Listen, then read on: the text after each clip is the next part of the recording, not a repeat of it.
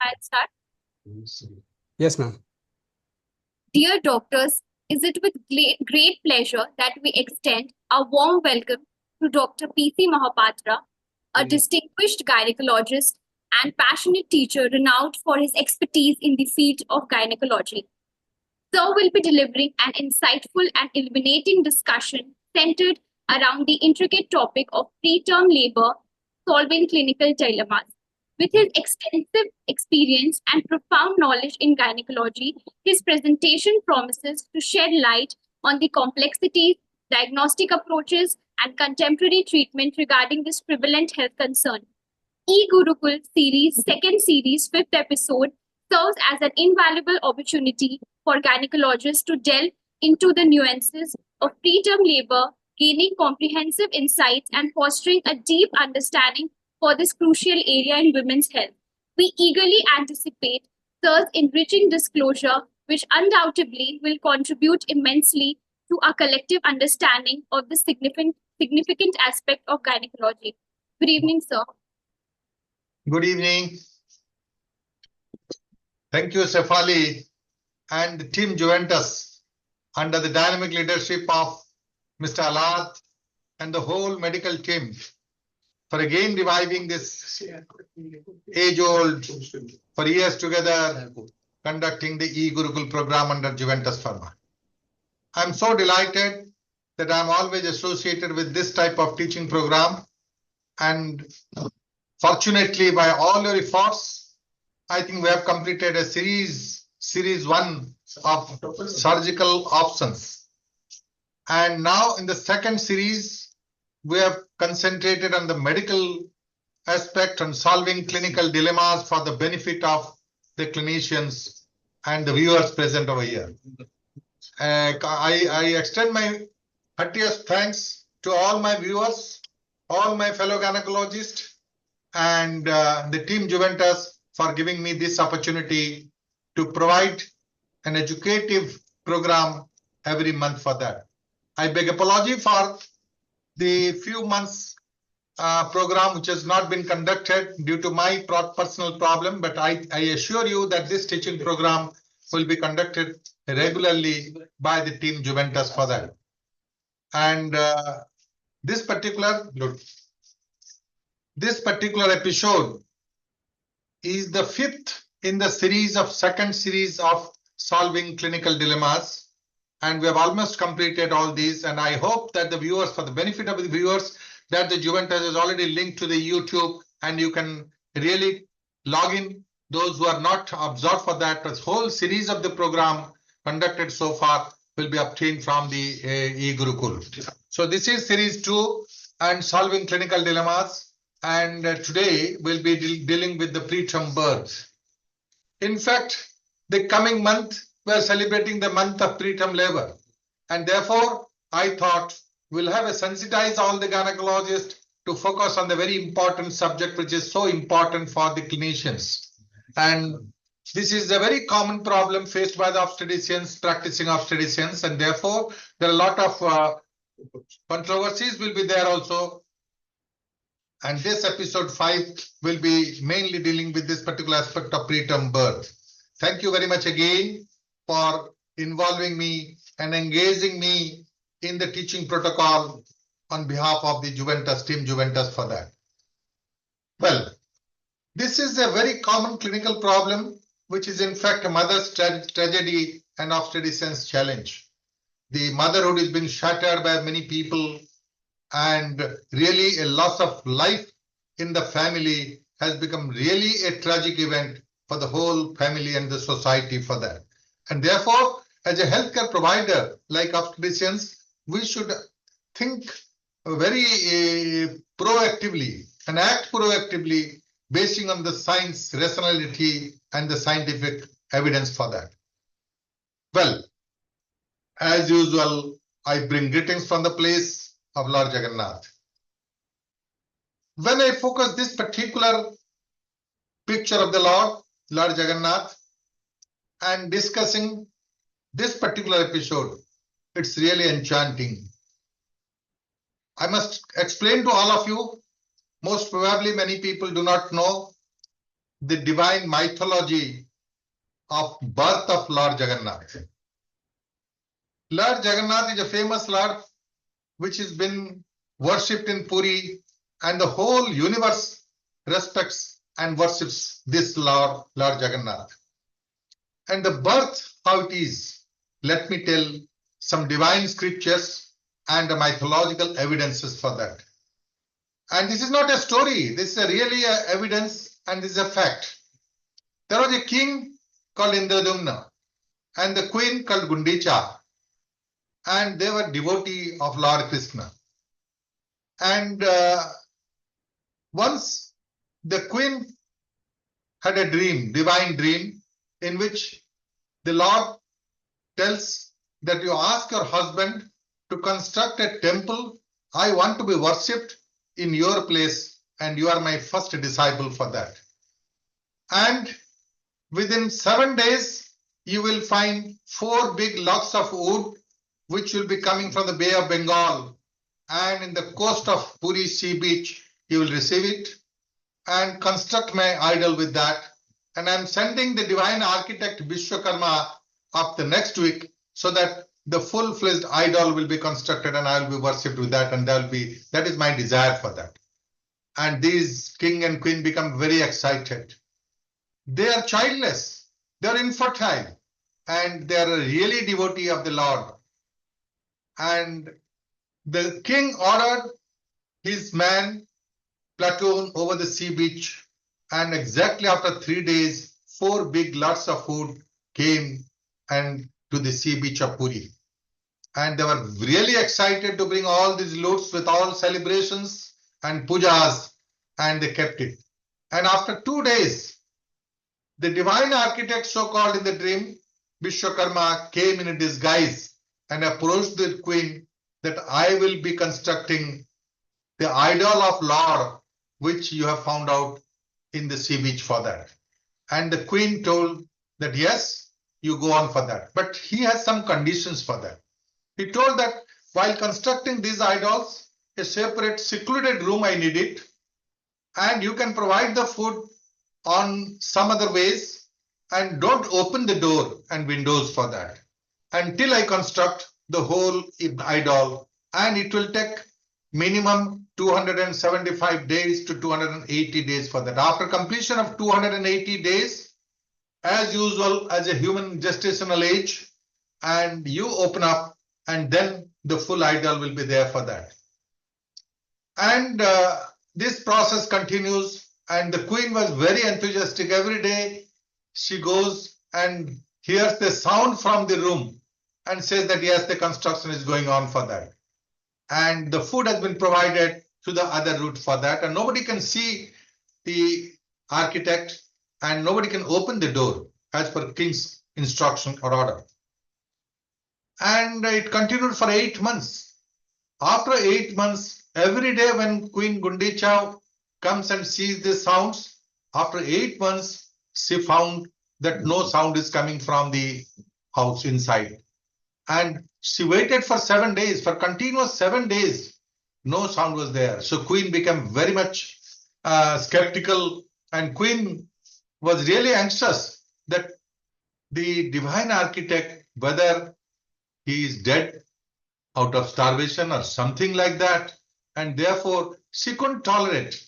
And after waiting for 1 week, she forgot the promise which the divine architect has given, that don't open within 280 days. She opened at 8 months, and then the king and queen found that there is a half constructed idol of Jagannath, Balabhadra and Subhadra, and the architect vanished. Nobody was there inside, and the Lord was half constructed with no legs and no hands, and the whole incomplete at the age of 8 months. And then this is the story of birth, and this is a right example and a bright example of preterm birth. The Lord is born preterm at 8 months, and that's why no completed image with half hands and half legs. And for information of all the viewers, I can say this is the story where the people who have come to see Lord Jagannath, they will not find a complete image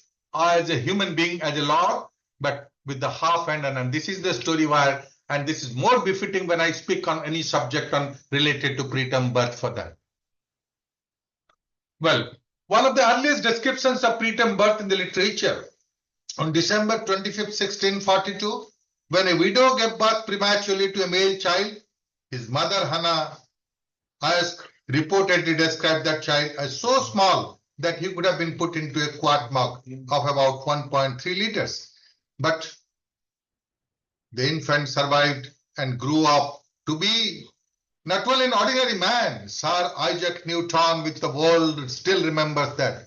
However, a significant proportion of preterm births do not survive, but then this is many more Isaac Newton will be there, which is lost during the time after birth. The Times of India, Indian scenario, when we say the Times of India in 2010, they say that yes, 24% of 1 in 4 children been premature across the globe, and from India they contributed. And India recorded the highest number of births of babies born before time at 35 to 16 lakhs children in 2010. So now in this episode, the flow of events, in this sequence, I'll put it for that.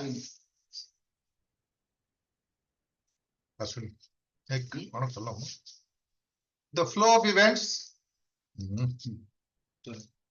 the hard facts, what are they related to preterm birth, the terminologies, the definition, the implications, the pathogenesis, the diagnosis, the prediction and prevention, and the management.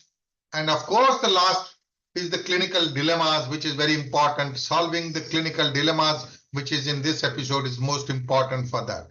Solving the clinical dilemmas.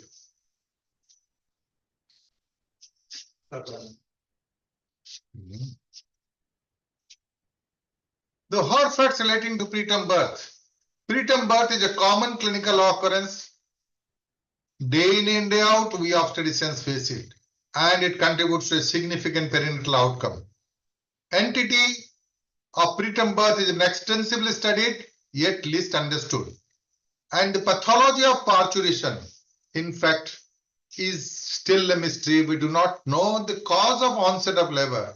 It may be there are various theories and postulations combining the anatomic, biochemical, immunologic, endocrinological, clinical parameters in these maternal and fetal placental units, which is responsible for the initiation of the parturition process. An onset is ill-defined. The preterm parturition syndrome is a spectrum of this related to premature uterine action, preterm labor, preterm premature rupture of membrane, and cervical insufficiency. This is one end of the beginning to end. This is one of the preterm parturition syndrome which has been leveled by the obstetricians for that. The diagnosis lacks precision because there are various forms. The diagnosis, when I speak about the definition, I have to clarify this from threatened to manifest preterm labor.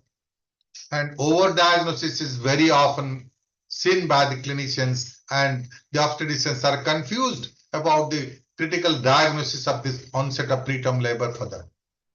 The causes of preterm birth, when we commit, that 40 to 50% occur spontaneously. About 40 to 50% is spontaneous preterm labor.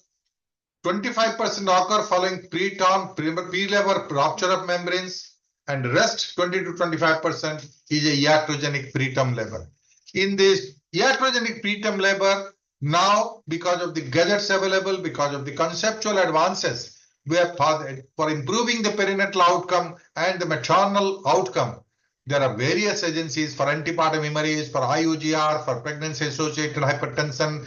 All these contribute to the iatrogenic preterm labor when we deliver the baby, because the risk of continuation of the pregnancy to the mother and baby outweighs the risk of delivery for that. And that is the cause of that 25% for that. The preterm labor is defined as the presence of contractions of sufficient strength and frequency to effect progressive effacement and dilatation of the cervix between 20 to 37 weeks gestation. The uterus, there is a physiological contraction all throughout pregnancy. That we know is a Braxton's contraction. And when this contracture is converted to regular contractions, and not only the regular rhythmic contractions, but they have an effect on the lower pole of dilatation, effacement of the cervix in order to expel the product of conception from utero to extrauterine. And that is the time when we call it a preterm labor, or the labor is started for that. The spontaneous preterm birth, let us look into the pathophysiology. The pathophysiology of the preterm birth, labor, as well as the term labor or parturition share a common pathways. These are mainly three pathways responsible: the anatomic, physiologic, and biochemical factors. And the three pathways are there. The cervical changes. The cervix undergoes changes before labor, and this is the enzymatic changes. The consistency is changed. There is a progressive dilatation and effacement of the cervix. So cervical changes is one of the factors, because this is an organ which is supposed to retain the product of conception up to a desired limit of a particular duration for that. So this is first a cervical changes. Then the membrane and decidual activation liberates enzymes and hormones, mainly the prostaglandins, which is really important in the initiation of the uterine contractions, and increase that cause increased myometrial contractility. So there are three pathways in broad regarding the spontaneous preterm birth pathophysiology: the cervical changes, the decidual activation, and myometrial contractility. And then series of process continues to provide that yes, this is the onset of labor. The cause of onset of labor is a mystery, as I already told, and is extensively studied but least understood. But the end of labor is well defined. The beginning is not certain. Beginning is ill understood, but the end of labor is well defined for that. Now, the etiological factors of the spontaneous preterm birth, there are some contributory factors like uterine distension, maternofetal stress, cervical dysfunction, infections, inflammatory response, uterine cytokines, and vaginal microbiota. And some lifestyle factors, genetic factors, because it has been seen that the mothers who had a preterm birth, the daughters where incidents are common, that they would be suffering from preterm labor for that. And that's a genetic correlation with that. Periodontal disease. So infection is one of the prominent causes. It's not the genital infections, so the vaginal flora infections. It is from extragenital infections also. That could be some factors. Particularly the brightest example is urinary tract infection and the bacteriuria in pregnancy. This is a very significant factor in the history, and this is a very important risk factor for preterm birth, is a prior preterm birth.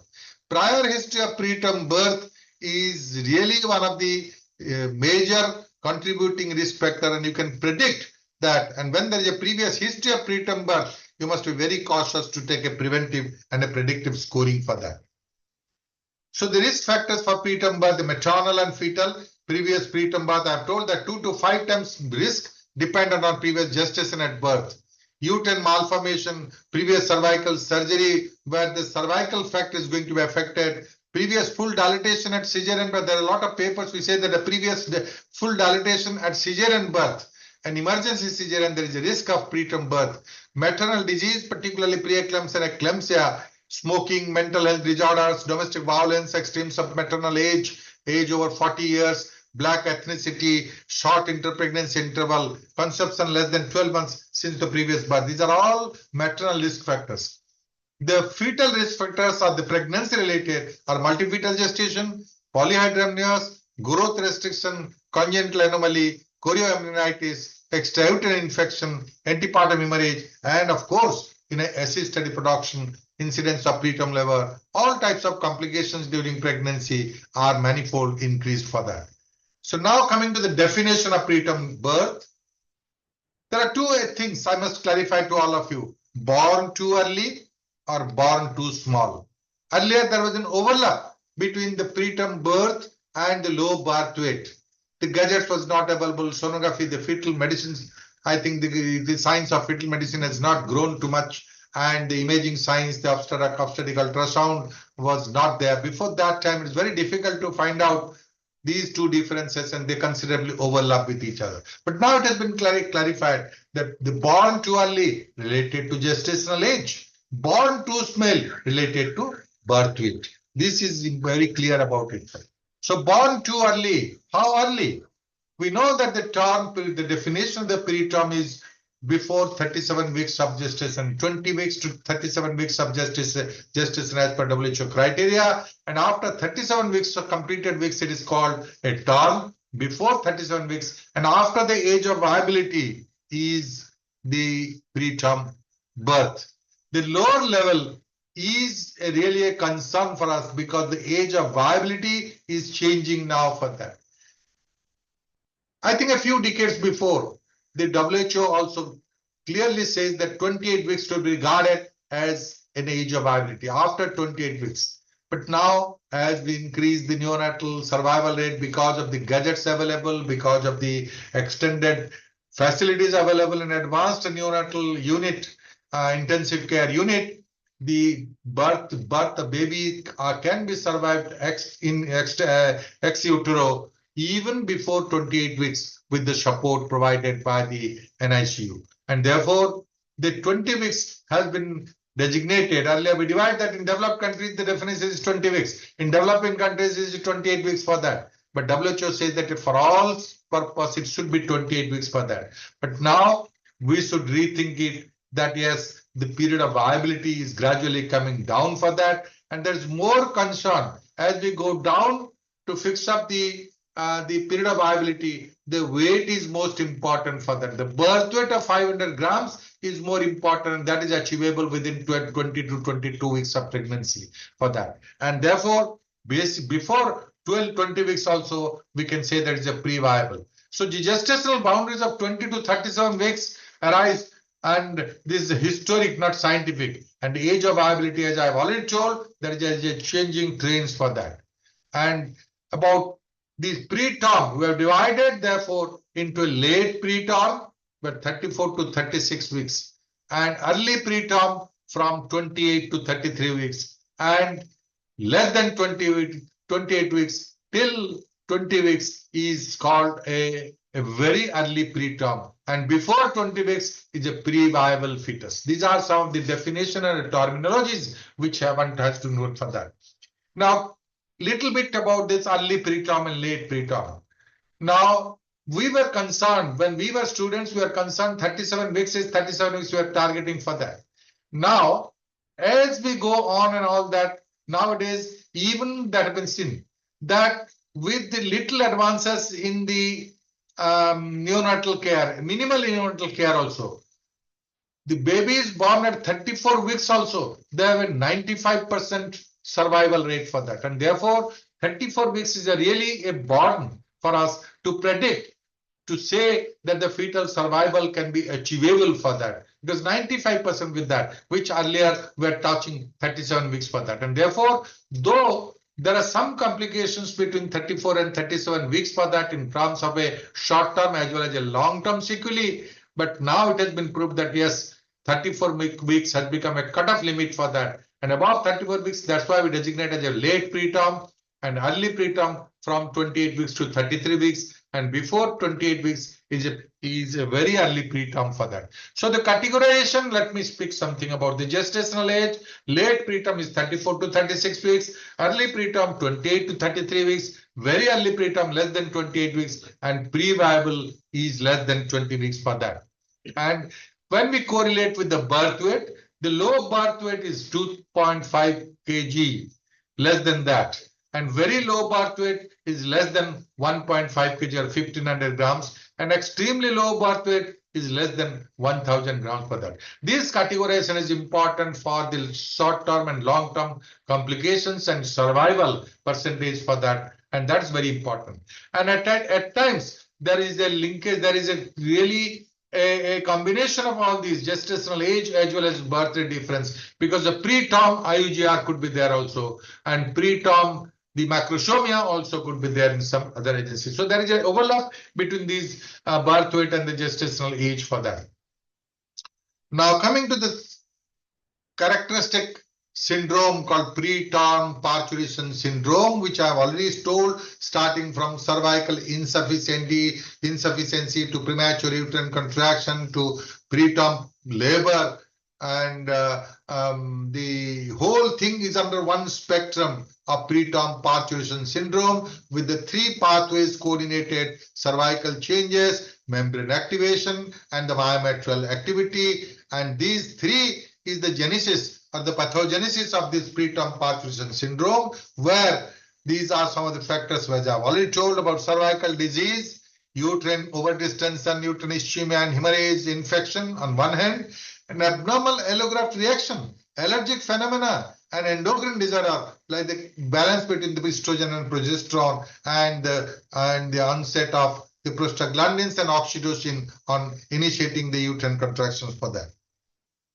What are the implications of the preterm labor for that?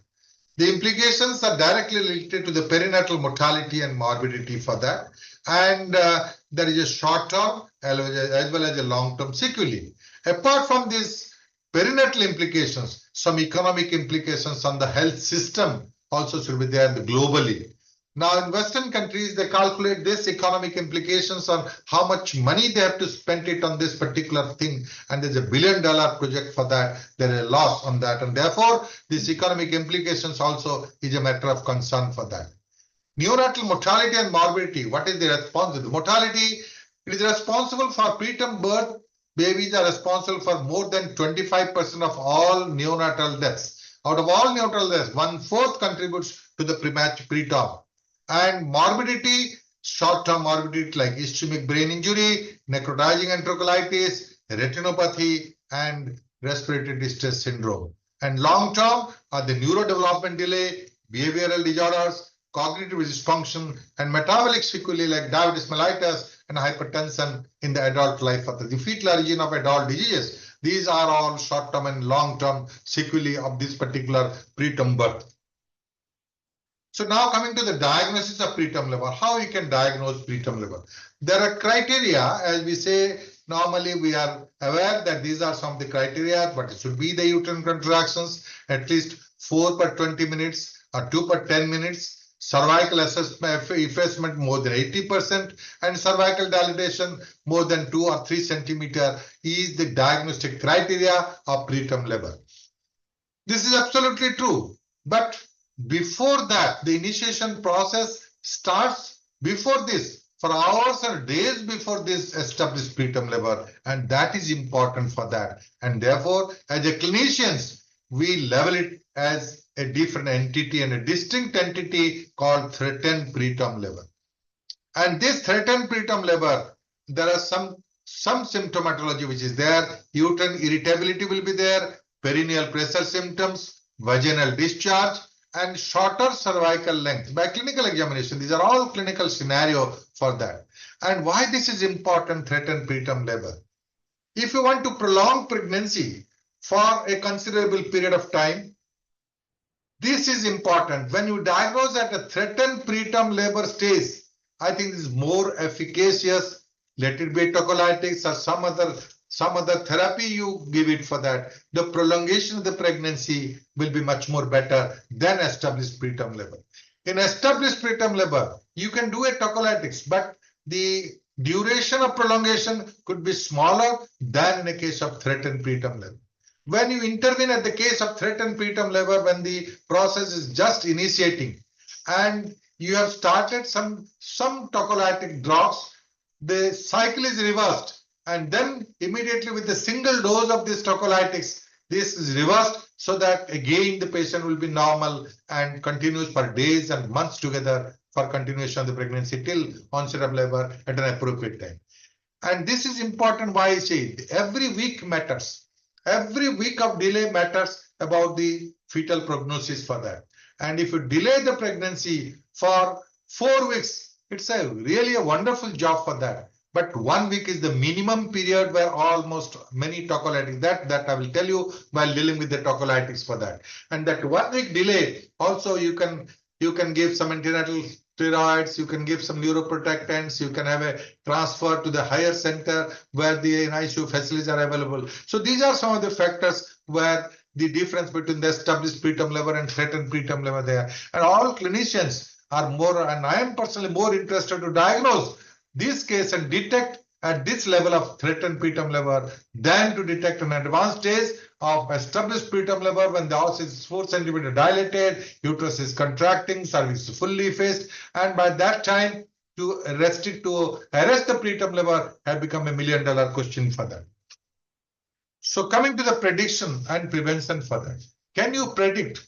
I think we know that I've already told about the risk factors. Identifying the risk factors, the maternal as well as the fetal risk factors is one. From the history, you can find out the identifying risk factor. This is important. Second important prediction is by biochemical analysis. The fetal fibronectin is a very lot of studies have been there and a lot of literatures are focused on the fetal fibronectin, which is a enzyme which is being liberated from the courier decidual separation, and this reflects the metal matrix separation and cervical changes for that. And this fetal fibronectin assay in the vaginal fluid or the cervical secretion more than 50 nanogram per ml. I think these are some of the definite criteria to predict that these are the cases where a risk of preterm labor is more, and you can predict that. So fetal fibronectin is an enzyme assay where the cervical discharge you can find out, and this could be one of the factors where you can project apart from the risk factor. Third is a cervical assessment. The cervical assessment, the clinical assessment, as well as the ultrasound assessment. Before ultrasound era, the clinical assessment of the cervical length, the portio vaginalis of the cervix. We know that whether there is a shortening of the cervix for that, or whether there is a serial cervical assessment by clinical clinicians will say that yes, gradually is shortening, serial shortening of the cervical canal, cervical length, portio vaginalis is one of the criteria for that. And to be more accurate, sonography gives a better accuracy than the clinical assessment for that. And therefore, sonography has become very popular nowadays. Almost all obstetricians doing a sonography or the fetal medicine specialists are focusing their attention to the length of the cervix. What is the length of the cervix? At around 14-16 weeks, also starting from that period, whenever they are doing this ultrasound obstetric sonography, the length should be assessed for them. And the Society of Fetal Medicine have really demarcated the cutoff limit of 2.5 centimeter length as a cutoff limit, below which there is a risk of either an abortions or a preterm labor for that also. So these have been, lot of literatures have been proved for this length of the cervix for that. Recently, there is another sonographic criteria, a length apart from the length of the cervix, the nature of the cervix, C-shaped cervix versus linear cervix. If the C-shaped cervix, shape of the cervix is C-shaped, I think the prognosis is much more better than when it is linear, the length remaining constant. If with the 2.5 centimeter length, the C-shape is there, it is much more favorable than it is when it is linear for that. So we can assess that from clinical parameters to the ultrasound guidance, and more possibly the transvaginal sonography can accurately diagnose the length with precision for that. But the main problem is about the strength. We know that the cervical changes, there are some molecular changes, there are some enzymatic changes, the consistency of the cervix changes, and here the strength is more important. It's more relevant when we speak of cervical insufficiency as one of the spectrum of preterm parturition syndrome, that the strength is important for that. And for the strength, we do not have till date any measure or any gadgets to really estimate the strength of the cervix. But this is very important. But because we know that when we speak of cervical insufficiency, the length 5 centimeter may be a length, but all of a sudden within hours that got a mid-trimester abortion or a preterm labor for that. And that is why the strength is more important. A lot of research is now going on the strength of this particular cervix to find out and to give a prognostic scoring for that. Now coming to the prevention part. The prevention part I will deal with. The first is the place of cervical encirclage. Cervical encerclage is the first part which focus attention on cervical insufficiency. I will have a different episode on the cervical insufficiency where I will tell about all this. But to this episode, I can say that as because it's one of the spectrum of the preterm premature, the parturition syndrome, and the cervical factors are essential. This encerclage plays a very great role in the preventive strategy or intervention for that. In a case where there is a previous history of preterm birth, which is a very important risk factor, where the place of cervical encerclage could help. And there are a lot of evidences supporting this data for that. And second important is tocolytics. And there is a range of tocolytics available for that. And therefore, in this episode, I will focus more time on this particular tocolytics. So after the preterm labor, these all entities about the knowledge of the preterm labor by this episode. The second part will be focused attention on the tocolytics for that, and the different prevailing concepts and future outlook I will enumerate for that. Then I will be dealing with the antenatal corticosteroids, which is very helpful in prevention of RDS and for the perinatal outcome. Every obstetricians are being aware of that and regularly using these corticosteroids. I will deal with the corticosteroids a little bit and the neuroprotectants, which is also important as far as the conservation of the brain injuries, prevention of the brain injury, and neuroprotectants, which also affects the neurodevelopmental delay and the cognitive functions for that, how they are important, particularly in the case of preterm labor. These are all additional factors I will tell. And then the last part, I will just give few situation analysis and relating to the different preterm labor for the clinician's perspective, how we are going to manage that particular case, and series of clinical situations or the dilemmas, solving clinical dilemmas I will do. Then that completes the whole end of this episode for that. So the management, the key issues are the tocolytics, prevailing concepts for that, and antenatal corticosteroids, antenatal neuroprotectants. Place of delivery is important, where to have a place of delivery. Depending, each individual patient has a different categorization as regards the gestational age, as regards the maternal profile, as regards the fetal profile. So the place of delivery is also important, and therefore then if it is transferred to other places where the facilities are available, you have a time to transfer from those places for that and select the place of delivery. Then the route of delivery, whether a vaginal delivery or a cesarean delivery for that. There are some activities purely individualized on the basis of the particular case profile and the attitude of the obstetricians regarding this route of delivery for that. There was a study, there was evidence that yes, as we go more preterm, very early preterm, I think the vaginal delivery carries a more risk for that. And there, the indication for cesarean section for that. But what is ultimately at the cost of these babies? How much preterm babies are you going to survive by cesarean section, not by doing a vaginal delivery for that? So in country like India, I will not advocate that in very early preterm labor. I think all cases you go for cesarean than in the case of vaginal delivery. Although in selected cases you may go for that with basing on the neonatal intensive care unit is there for that.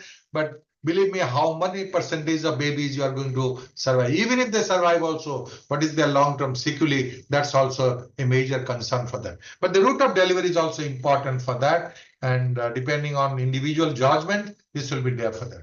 And then important is the neonatal support. The existing neonatal support in your own hospital or an institute is important. All obstetric unit or all hospital by all of you do not have a complete full-fledged tertiary neonatal intensive care unit there. I believe there are really lacunae of there for that. All hospitals is not having an ICU, and all preterm babies do not require a full tertiary care neonatal care support. So in case, as I have already told, about 30 in the late preterm babies, I think the minimal support can come, and therefore if in the antenatal corticosteroids and neuroprotectants has been given, it is more important. The survival is more frequent with the normal I think minimal oxygen support with the warmer, they can have that. And almost majority of the hospitals where the obstetricians are practicing do have a minimal support for that. But certainly in a case of early preterm or when the baby needs some neonatal care support, they're getting ventilation, other surfactant, I think an ICU under the support of the neonatologist is absolutely mandatory for that. And where there is not, your place is different, your place is not having a full-fledged ICU care, and the patient baby, there is a transit nuke incubator. There exists a transit nuke incubator where you put it the baby, and then with the incubator you transfer the baby to the higher center where NICU facilities are available for that. And of course, all these before undertaking anything or decision, I think the counseling with the party is very, very important in this era of medical legal scenario. And for their personal rapport, they should understand what are the limitations and all that, and counseling plays a great role for that. Now, another entity I will just pick when dealing with the preterm labor is a preterm premature rupture of membrane, which is accounting for almost about 35% of the cases out of all the preterm birth parturition syndrome for that. And therefore, it needs mention for that. It's not uncommon for the obstetricians. It should be a distinct and separate entity. And the theories, what are the different factors for this preterm premature rupture of membrane? It is a distinct entity than a preterm labor. And therefore, the three main things which I feel that preterm premature rupture of membrane is related. One is a mechanistic, another is an infective, and third is a membrane tensile strength. The mechanistic, the distension theory, like polyhydramnios, the multipetal gestation, all these. Infective, which is very important. There is a latent infection, either through the ascending infection through the vagina or through some other source. There is an infection of the amniotic fluid. I think these is affecting on the membrane tensile strength on the membrane chorion and amnion. And these three are important factor which is going to result in the preterm premature rupture of membrane for that. This is again, therefore, I say that it is a distinct and separate entity. The pathogenesis is completely different than the preterm labor for that also. Preterm labor can ensure following this preterm premature rupture of membrane, but very often this is not very uncommon in our obstetric practice for that. Now, it has an implications of the gestational age. The more advanced the gestational age, better is the prognosis for the perinatal outcome for that. And then the duration of leaking, how many hours the leaking is there for that. And depending on the duration of leaking, the chances of infection subsequently to the leaking, giving rise to the chorioamnionitis, the maternal infection, as well as the neonatal sepsis will be much more important for them. Now, the diagnostic criteria, the clinical criteria, the history is very important. She sees that it's not a show, it's just like a fluid which passing urine which is leaking by that all of a sudden for that. And on putting a speculum, you find that yes, the frank leaking could be diagnosed for that.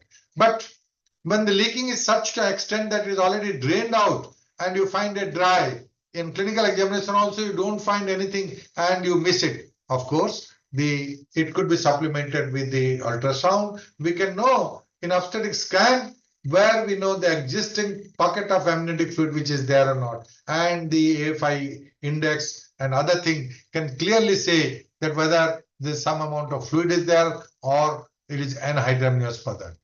The risk, maternal and fetal, both are there in the case of PPROM. The efficacy of sealants. Many marketing products are available where this is a marketing gimmick that yes, sealants are there which seals the membrane, and pregnancy can continue for that also. I think in my practice, I have not seen the efficacy of the sealants, although many of these sealants are available in the market for that. But in rare occasions, I have found that once there is a sealing, once there is a leaking and it's leaking is stopped, and on ultrasound, you find the gradual increase in the Leica volume with antibiotics and all that, you can continue. There is a place for continuation, but the majority of the cases, this doesn't happen for them. So therefore, the role of antibiotics is there, not only for prevention of the maternal infection, for the neonatal sepsis also. Now, the mode of delivery is again important for that. In majority of the cases, the labor ensues after the rupture of membrane for that, But still, in some cases, if the labor doesn't do it, there is a place for induction or augmentation of labor if the vaginal delivery is permissible for that, or if there are some other fetal hazards for that, or there is a scanty like or oligomnias, you have to resort to an operative intervention like cesarean section for that. Now, the second part is preterm birth and tocolytic agents, because this is a very common thing day in and day out. We're using it and we are confused what is the ideal tocolytic agent should be used for that. The prevailing concepts and future outlook is the second important component of this particular episode. Tocolytic therapy, the historical perspective. 1960s, the management was bed rest, hydration, opiate analgesics, IV alcohol. 1970s, the beta-1 agonists like Isoc Supreme were introduced and FDA approval, Ritodrin was given for that. And till date also, clinicians are using Isoc Supreme, where we always say that let us say a goodbye to Isoc Supreme. It's not a drug to be used for tocolytic, because the side effects are much more than the effects for that also. 1980s, decades of beta-2 agonists like salbutamol, torbutalin, orsiprenalin, phenoterol, and other. Magnesium sulfate, indomethacin. In 1990s, reappraisal of the use of beta-2 agonist due to concerns about serious adverse effects, that is pulmonary edema and other things for that, because these have got an effect on the other tissues other than the myometrial, and therefore subsequently a gradual drift away from beta-2 agonist to atosiban, nifedipine, and 17-alpha-hydroxyprogesterone caproate. These are the three main things which draws attention now before the clinicians practicing obstetrics. So I will remember an article about the 3 decades before. An article was there in the BMJ and regarding the tocolytic use, and the editorial says that the tocolytic status, the tocolytic agents are very often unnecessary, usually ineffective, and occasionally dangerous for that. And at that time, I think majority are restricted to Isoc Supreme molecule for that, and therefore the newer molecules are not being tried for that. And this was an era where BMJ editorial gave that, and it needs a serious introspection, and therefore a lot of research are there to search for an ideal molecule for that. And let us have a glimpse of analysis and dissection into the various tocolytic agents for that. Now, interventional strategies in preterm labor, therefore, the primary is before or during pregnancy to prevent and reduce the risk. Secondary, eliminating or reducing risk in women with known risk factors. And third, tertiary is important. After the process of parturition has begun, with the goal of preventing delivery and improving outcome for the neonate, is the ideal tocolytic agents and tocolysis for that. And that's why it's important for that. So the tocolytic status, the key issues we will deal with, starting from indications, the goals of tocolysis, the spectrum of tocolytic agents, the choice of ideal tocolytics, whether it's evidence-based or evidence-biased, whether it's a short-term or a long-term, and what is the future. These headings and the flow of events will be there. The place of tocolytics, the criteria for use. When you use these tocolytic agents, it could be used in a premonition stage, earlier to threaten preterm labor. The diagnosis is really a $1 million question in premonition. The clinician's diagnosis that premonition is not a scientific target for that. Rather than the threatened preterm labor, you can diagnose by some of these symptoms which I have already told, like uterine irritability, the perineal pressure symptoms, the vaginal discharge, and the shortening of the cervix. An established preterm labor is the classical definition criteria where uterine contraction, the effacement of the cervix, and the dilatation.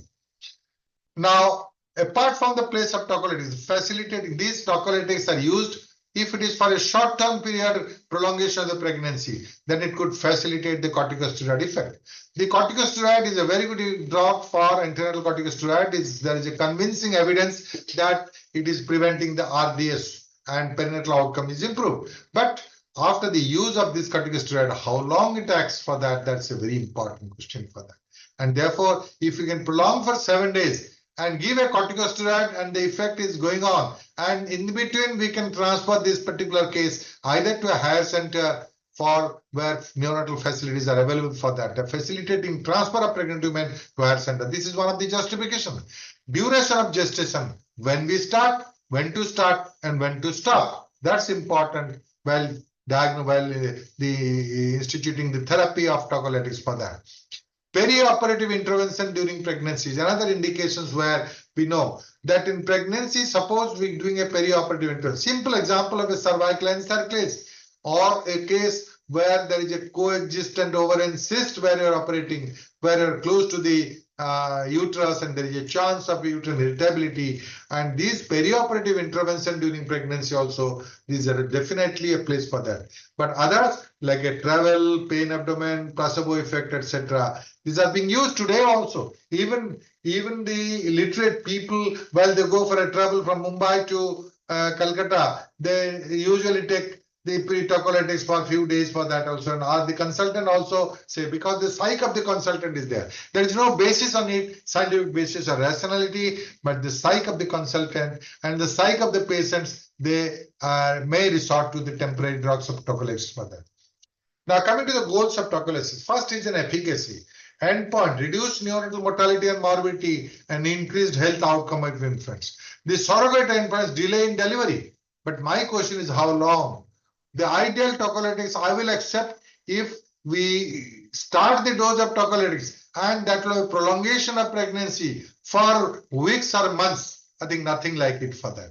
But till today, the science or evidences are limited to at least 7 days to few weeks. Some of the studies show that yes, 3 weeks is enough time for that also, but there is scanty evidence for that.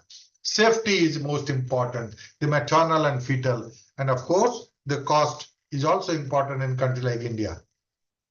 The spectrum of tocolytic agents, therefore, starting with, I've already told the history of these tocolytic agents, start with the beta mimetics, Maxolf, nitric oxide donors, cyclooxygenase inhibitors, calcium channel blockers, oxytocin antagonists, and progesterone. And the tocolytic agents, the modes of action are two, mainly modes of action are either utero-specific or utero-non-specific. You select a drug which is utero-specific, which only acts on the myometrium. That is definitely going to prevent complications or adverse effects for that also. And the tocolytics, majority of the tocolytics are modes of actions are dual. They're utero-specific, it is not utero-specific, but acts on the myometrial cells as well as the other smooth muscles on the body, and that is going to produce some of the complications or side effects for that. And therefore, we must mostly we want an ideal tocolytics could be mainly utero-specific. And ideal tocolytics efficacy short-term as well as the long-term. It's not short-term, it's a long-term. Safety, maternal and neonatal safety could be there. Cost is affordable and it is a licensing for use, legal purpose. Many drugs were using for off-level drug for that, but there is not subjected to liabilities. So therefore, licensing for use and approved drugs should be there for that. And this approval also should be there. Luckily, when we see the history of this licensing for use in India, I think way back in 2014, the Sun Pharmaceutical first applied for a license and got the license for use of one product called Etosiban. And then subsequently, due to some reason or other, they withdrawn that. And fortunately, the Juventus Pharma started this in 2015 and marketed in 2016. Following this approval for use in a case of preterm, it's not off-label, the approval for use in a case of preterm labor. And then since that time, all obstetricians are using this drug for that. And what are the evidences? Cochrane, RCOG, and RCT all put there. So therefore, to say that ideal tocolytic agents, the modes of action could be utero-specific, the efficacy could be short-term as well as long-term, absolutely safe, cost-effective, and it's a legally licensing for use and evidence support for the use. And then only we can say that this is an ideal tocolytic agent for them. Let us discuss each individual beta mimetics. What are the pros and cons of these particular each tocolytic? Torbitalin, ritodin, and isoxaprine, still commonly used. Evidence is a Canadian preterm labor investigation group, largest randomized tocolytic trial, delay at least 48 hours. There are 11 RCTs, beta mimetics versus placebo, delay more than 48 hours for that. But the complications are maternal, cardiopulmonary and metabolic, palpitation, nausea, chest pain, headache, hypotension, pulmonary edema, hyperglycemia, hypokalemia, and neonatal complications like hypoglycemia, hypocalcemia, and ileus, paralytic ileus. So these are all really, we must balance between this efficacy as well as the side effects for that also. And these, therefore, it is not acceptable when the other alternative agents are there for that. So beta mimetic summary can delay for at least 48 hours, can be used for short-term benefits, not for long-term. Side effects are too many, once commonly used, but being replaced by agents with better safety and side effect profile. And therefore, these are yesteryear's tocolytic agents. We should not consider that. Maxolf, it is a competitive antagonist of calcium for entry into myocytes. Cochrane library reviews found no significant advantage regarding prolongation of pregnancy. Neonatal lethargy, hypotonia, and respiratory depression are common. And this is important. See, people started Maxolf research of the evidences on preventing preterm labor as a tocolytics. But it's more important, and benefits of neuroprotectant effects has become really emerging now. Still, many people are not using it. It's not very popular amongst the obstetricians for that, but definitely, apart from the uterine quiescent effect, which is really a controversial entity, the neuroprotecting effects are gradually fulfilling the criteria of evidence and scientific rationality for that, and therefore we must consider them. Nitric oxide donors, GTN as a potent smooth muscle relaxant. Bisitz et al. Ritodin versus GTN trial do not support the use as a tocolytic because maternal hypotension is the common side effects. The dose in 50 milligram patch, onset of action is 10 minutes, peak is 1 to 2 hours, and it needs more of studies because of the serious adverse reactions for that. Cyclooxygenase inhibitors, the antiprostaglandins as mode of action. Zuckerman first indomethacin trial as a tocolytic for that. The RCT says beta mimetic versus indomethacin and placebo versus indomethacin. There is insufficient evidence as far as the efficacy is concerned. Apart from it, the neonatal risk with the indomethacin is there in premature closure of the doctors, pulmonary hypertension, and necrotizing enterocolitis for that. But there are some papers which focus attention on this particular indomethacin, possible place when polyhydramnios is there. So in a polyhydramnios, it has some effect in balancing this polyhydramnios as a therapy for that, and simultaneously acts as a tocolytic therapy for that. Calcium channel blockers, growing interest in use as effective tocolytic, well tolerated, and there is some evidence based there. Cochrane database system it reviews preferable to other tocolytic agents when we have dispelled the beta 1 and beta 2 mimetics drug. Calcium channel blockers has become in forefront for that. The dose is 10 to 20 milligram every 3 hours till contraction seizures, and then 30 to 60 milligram 12 hourly till 48 hours for that. Side effects are minimal, and therefore this is a drug which is still being used by all of the obstetricians, majority of the obstetricians for that.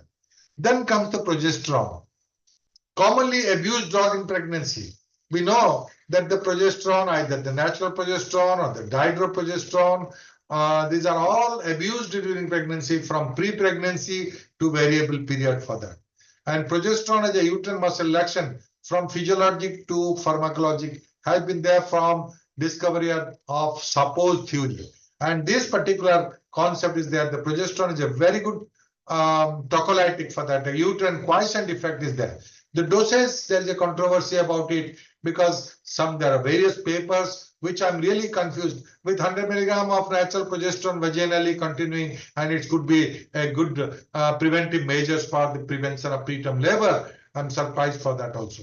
But I have little experience on the 17-alpha hydroxy derivative sulfuric 17-alpha hydroxy progesterone caproate. Our teachers were using when the Proleukin depot was there, the market preparation, 17-alpha hydroxy progesterone caproate. There are a lot of companies which have this particular drug. There is a revival of the 17-alpha hydroxy progesterone for this. Regarding the progesterone used in early pregnancy, particularly for recurrent pregnancy loss. The two agents can be used in progesterone. One is a natural progesterone, another is a dihydrogesterone. Why? Because what is a progesterone? Progesterone is an any agent which converts proliferative to secretory endometrium. And in endometrium, there are stroma and gland. And one progesterone causes stromoglandular synchronization, the other progesterone causes stromoglandular asynchronization. The synthetic progesterone causes stromoglandular asynchrony and secretory activity. And the natural progesterone, as well as one of the synthetic but akin to the natural, is the dihydrogesterone, which causes stromoglandular synchronization. And it causes progesterone. These are the two agents which causes stromoglandular synchronization, which is very effective in RPL in first trimester. It is not related to preterm labor for that also. And though there are a lot of trials with the dihydro or with the macronized progesterone growing interest in preterm labor, there are a lot of researches which is still going on for that, but this is not foolproof for that. But the 17-alpha-hydroxyprogesterone caproate is a synthetic progesterone which has a stromoglandular asynchrony. So therefore, don't use this drug in the first trimester. After 14 to 16 weeks, if you want to have a uterine quiescent effect, if you want to prevent preterm labor, I think this is more rational to use it. If at all progesterone are used, 17-alpha-hydroxyprogesterone caproate is now revival. Every week you continue up to a desired limit depending on the judgment of yours, the clinical judgment. This 17-alpha-hydroxyprogesterone is a new I think molecule which has come up in a case of preterm labor for that, and there is evidence-based is insufficient, experience-based is plenty for that, and it needs a lot of research for that. And therefore the status of the 17-hydroxyprogesterone caproate, the concept I have already told, the indication is uterine quiescent, not for the early pregnancy failure or early pregnancy problem. Efficacy, yes, it's a good drug for the it's a good drug for uterine quiescent. It is a less costly drug, but little painful for that. The dosage 250 milligram weekly can be sufficient for that. Duration, as per the clinician's judgment, we do it for that. So the yesterday's molecule are today's revival for that.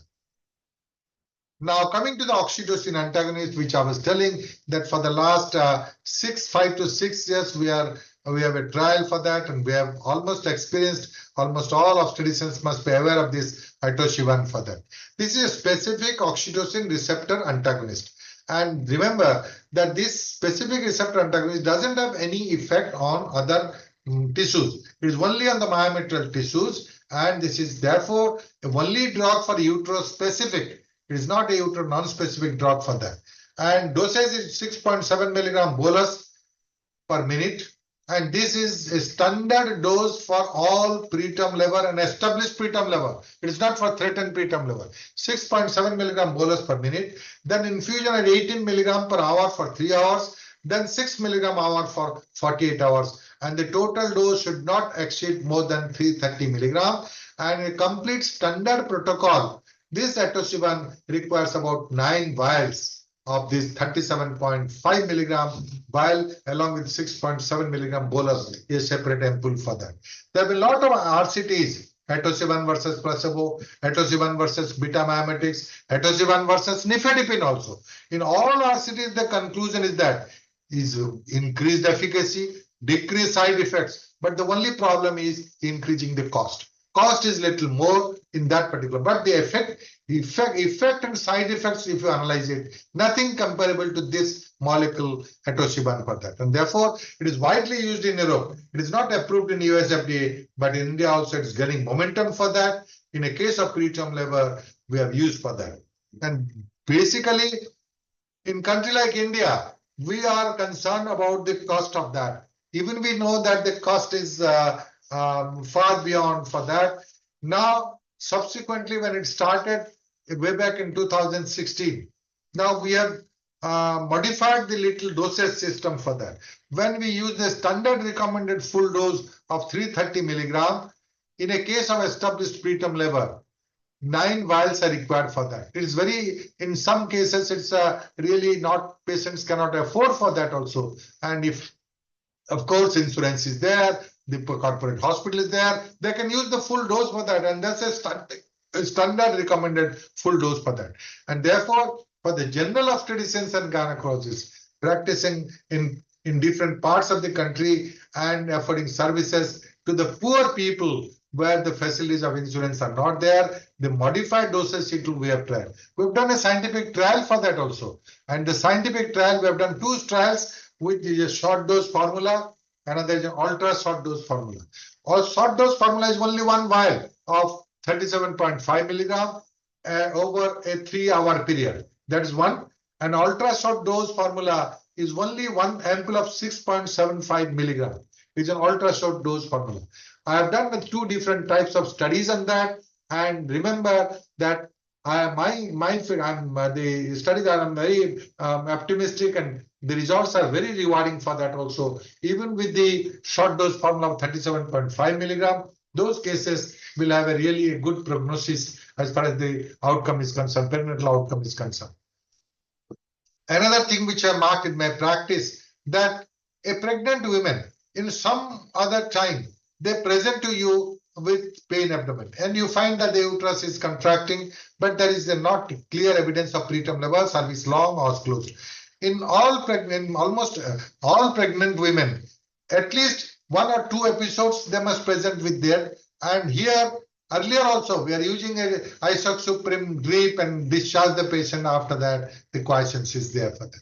And here I found that even with ultra short dose, the patient 6.75 milligrams single dose IV you give it, don't give the full dose for that, and immediately there is an arrest of uterine contraction for that. Patient feels very comfortable, and these are the cases which I presume that if the phase at the onset, at the initiation of the labor process, or before that a premonition time, if you quiescent the uterus, the total cycle will be reversed, and then subsequently uterus will be quiescent for that for a considerable period of weeks to months for that. And that is also very, very promising. And I always, this is my practice which I always give, and if the contractions is more and there is a little cervical changes, then the short dose formula of 37.5 milligram can be given up to about 3 hours. It should be continued, and then you find that there is a considerable progress for that. You can repeat this in subsequently, if again after say few weeks they come again, so that I've already told that 1 weeks of delay in utero is very, very rewarding, and for the prognosis of the perinatal outcome and survival of the fetus is concerned. And this is very important, which I want to find out. Although the full dose is costly, but the short dose and ultra short dose formula can be tackled at your level when the facilities of insurance is not there for that. So limitations of currently available tocolytic. It is most of the currently used tocolytics acts on non-myometrial tissues, and that is why the reactions or side effects are there. Beta-adrenergic receptor agonist, non-myometrial tissue response like myocardium, smooth muscles, juxtaglomerular cells, skeletal muscle, liver, calcium channel blocker, vascular smooth muscle, cardiac conduction, and these are also on some effects, and therefore use of these calcium channel blockers. There is a possible hypotension or possible giddiness or the headache. Magnesium sulfate acts on smooth muscle, brain NMDA receptor, neuromuscular junction, and nitric oxide donors, vascular smooth muscles for that. The primary target of tocolytics is the myometrial cell. The wide distribution of responsive tissue is a major determinant of numerous undesired side effects with these agents, and therefore ideal tocolytic should be a utero-specific agent for that also. So poor safety profile of currently available tocolytics, like contraindications, like maternal side effects, like neonatal side effects. Therefore, all these tocolytics, beta-mimetics, orbital nitrodin, the calcium channel blockers, the PG synthetase inhibitors, the nitric oxide donors have all these effects on the maternal as well as neonatal side effects, and absolute contraindications for use also. Say, for example, orbital nitrodin cannot be used in a cardiac arrhythmias, poorly controlled thyroid disease, and diabetes mellitus. Nifedipine, again, cardiac disease, caution in renal impairment, maternal hypotension, and with magnesium sulfate combination. So these are some of the safety profile of the various drugs and available tocolytics for that. These are the sites of actions of tocolytic drugs in the uterine myometrium. of the various calcium channel blockers, Maxolf, oxytocin antagonists, COX-2 inhibitors, and all those, apart from the non-myomedical tissues for that. So the concern to be taken before choosing a drug is a drug safety and side effect profile is a major concern for both the pregnant women and fetus. Safety profile of a drug, a real concern, responsible for therapy, discontinuation, and choosing alternative tocolytic therapy. And of course, the gestational age is of paramount importance for that.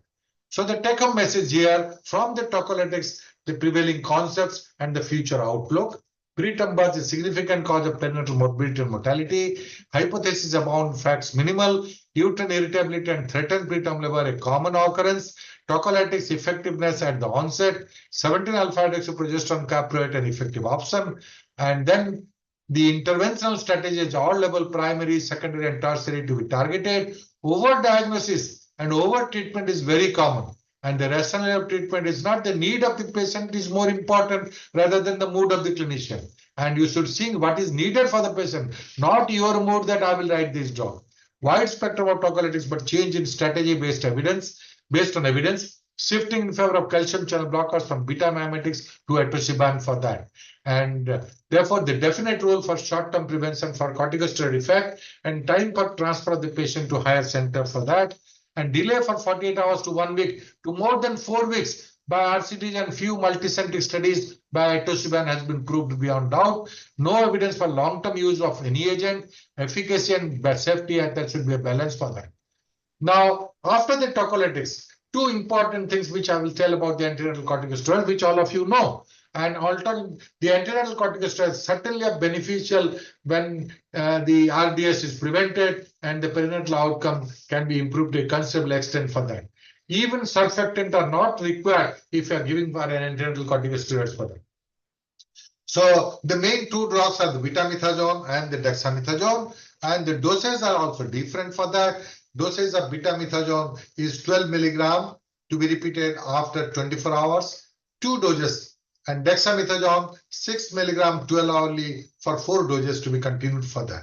And the betamethasone and dexamethasone both are effective for that also. And this is the doses for that. And earlier we are using that when you complete the dose of 24 milligram of betamethasone, the effect will start 24 hours after. And the efficacy will start 24 hours after, and that continues up to 7 days for that also.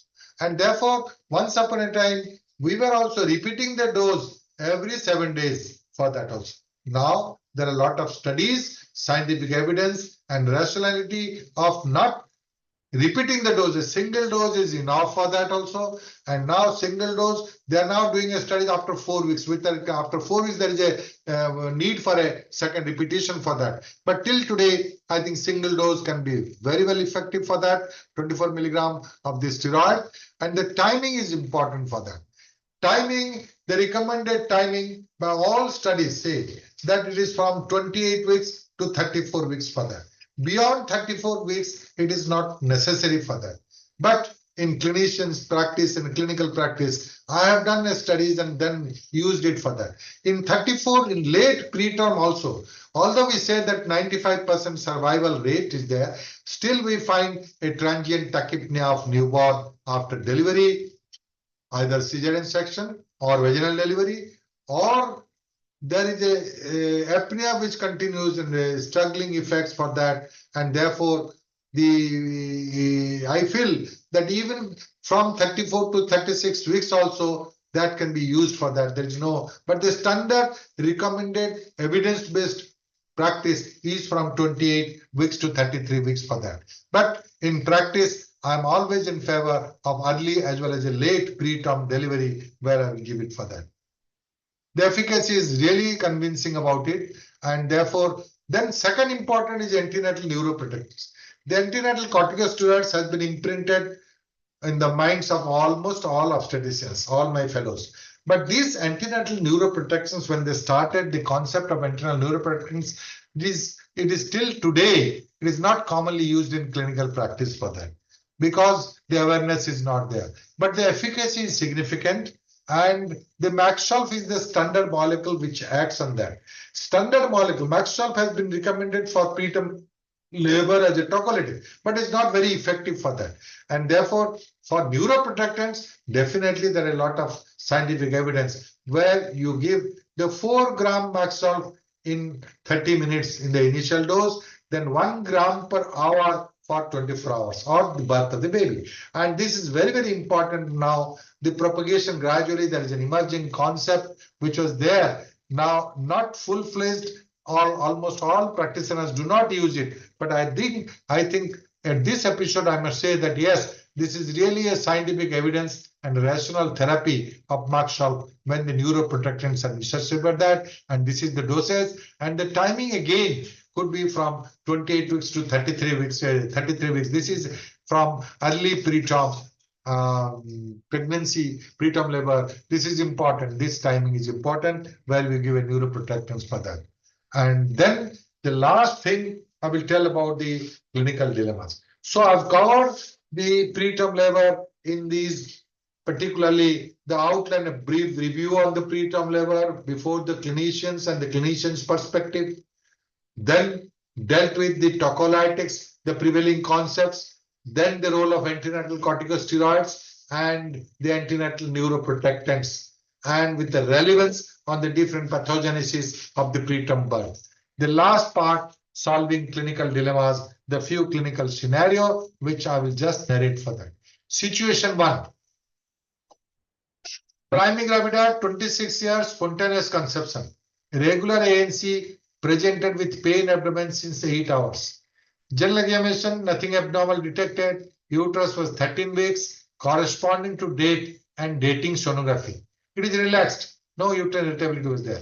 Cervix changes. Cervix is long, os is closed, but the normal discharge is there. Now, question arises. She has come with the pain abdomen for 8 hours. What is your approach? Whether hospitalization versus domiciliary treatment. I think with this finding, there is no place for the hospitalization for that. There is no ground for hospitalization. I think domiciliary treatment is the methodology for that. Role of tocolytics. I think these are overuse of tocolytics. Here, even an ideal tocolytics also is not needed for that. And at least you can go with ultra-short dose of tocolytics or atosiban ultra-short is enough for that, is acceptable for that. And the choice of agents is there. Only I will accept the ultra-short dose, 1 dose of that, and don't do anything. And any other investigations, of course, you do some investigations to rule out urinary tract infections, do some investigations to find out any other cause attributable for the pain abdomen. Because the message I can say that pregnancy with pain abdomen, is it preterm labor? It is not preterm labor. Any patient with pain abdomen, preterm labor. Any patient with the pain abdomen, you just give all the agents for that. Tocolytics, therefore, have been overused for that. You must find out if it is a premonition or a threatened preterm labor. I think it is justified for that also. In a threatened preterm labor, it is absolutely indicated in the case of threatened preterm labor. Ancillary causes are forgotten. Follow-up and necessary treatment is required for that.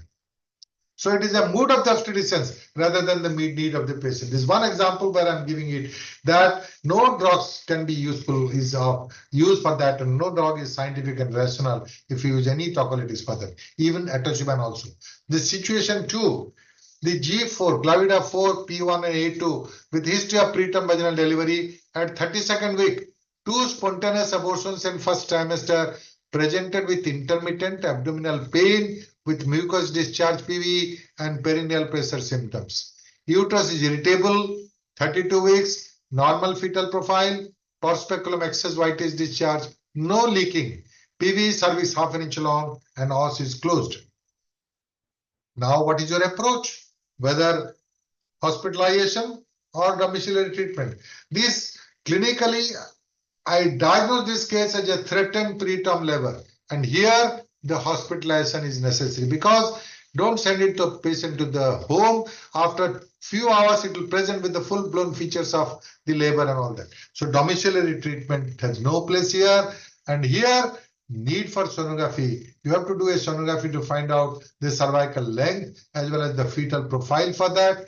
And need for tocodynamimetry. I don't think it's commonly used for that. Tocodynamimetry is used for that. But the role of tocolytics, definitely, there is some indication of tocolytics. The ideal tocolytics here As I've already told, uterus specific is an etoposide, and that too, not full dose, without giving for an established preterm level because of the cost. And here, justification is given for the short or ultra short dose is enough for that. Even with ultra short dose, as I've already told, with 6.75 milligram bolus dose of single sitting, absolutely the uterine pain will be relieved for that, and that reverts back to the normal cycle for that. And that's definitely there is a place for the etoposide for that, which earlier the isoxaprine were using for that. So the choice of agents is etoposide. Duration of therapy, not prolonged, not too many. I think it should be continued, not continued for long period, and duration of therapy is a single shot can prevent that for that. Role of glucocorticoids, yes, we expect that this, if it delivers, it will have an effect on the perinatal outcome. So therefore, definitely this particular case will have a role of glucocorticoids for that. And antenatal steroids is certainly beneficial at this period, and at 32 weeks for that also is justifiable for that. Role of Maxwell has not been routine practice by obstetricians, as I have already told, but definitely it has a place for that also. Maybe that in future this will be combined in the minds of the obstetricians to go for neuroprotectants for that also. And place of progesterone. Now here is a case where the progesterone, there are many practitioners who used to give this etoposide to immediately arrest the labor process in a threatened preterm labor, and then continuing the progesterone. I think the tocolytic like 17-alpha progesterone, caproate, that can use it for that in place of progesterone can be an alternative, but it seems to be a little overused for the tocolytic use for that. Place of Sarclase. Now the Sarclase, place of Sarclase doesn't arise the question at 32 weeks, but had this patient with the preterm delivery, with the history of preterm vaginal delivery at 32nd week, with 2 spontaneous abortion at first trimester, and this would have been presented from the beginning in the first trimester, I think the place of Sarclase is more justified for that also. That is going to certainly arrest that, and there is a really a scientific and a rationality of putting a cervical and Sarclase at 13-14 weeks pregnancy had it been presented in this, but now at 32 weeks there is no place for a cervical and Sarclase for that. So the message: diagnostic inaccuracy of preterm labor and distinction between the threatened preterm labor and established preterm labor. But as a clinician, I must put an argument and debate that threatened preterm labor is an entity which really exists, and that is important if you want to delay the pregnancy for weeks and months. I think weeks and months can be prevented at that level, not at the level of the established preterm labor more than 7 days or 2 weeks. Place of uterine quiescence is important. The uterine quiescence immediately the etoposide can solve, and then you can either repeat the dose, or you can give a short dose, or you can give some calcium channel blockers or the 7-alpha progesterone for that. But the overdiagnosis and overtreatment pays. We say that we overdiagnose and overtreat, but it pays, and the results are much more better for that. But of course, ruling out the obvious causes are needed for that. So threatened preterm labor versus established preterm labor, I'll put in mind of everybody that this is definitely an entity which exists, and we have to target and identify at this premonition phase for that. Situation 3, 36 years primigravida, conceived following IVF after 16 years of primary infertility. Twin gestation at 30 weeks, treated conservatively for preterm uterine contraction with calcium channel blockers. Discharged after 48 hours, presented after 2 weeks with pain abdomen and discharge of so. Now, on general examination, nothing abnormal was detected. Uterus was 34 weeks, tense, contraction 2 per 10 minutes, lasting 30 to 60 seconds. PV cervix short, os is 1.5 centimeter. Excess discharge, no leaking. Now, what's the treatment option? This is a pregnancy following IVF. Twin gestation, and already there is a cervical changes along with the uterine contraction for that. Definitely we'll go for hospitalization for that. Hospitalization is mandatory for that.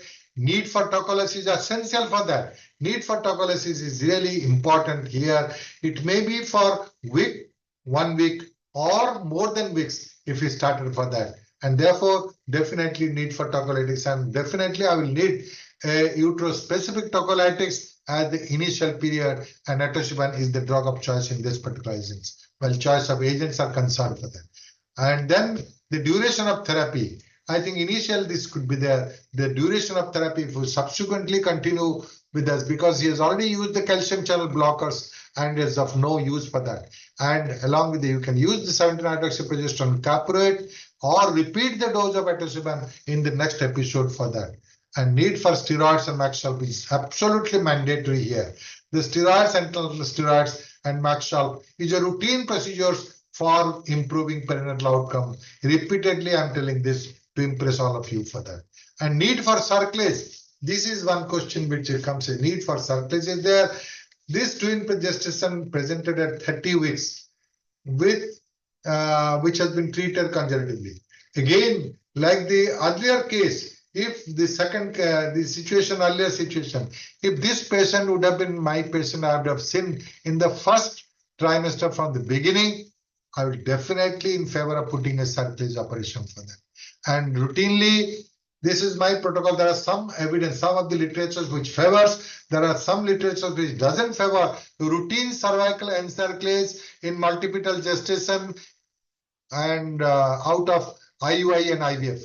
I think an IVF, when there is an IVF pregnancy, multipetal gestation, I will definitely put a circulation for that. There are also evidences which is there, but this is my personal view. I will definitely put it, but not at this stage of 30 weeks for that.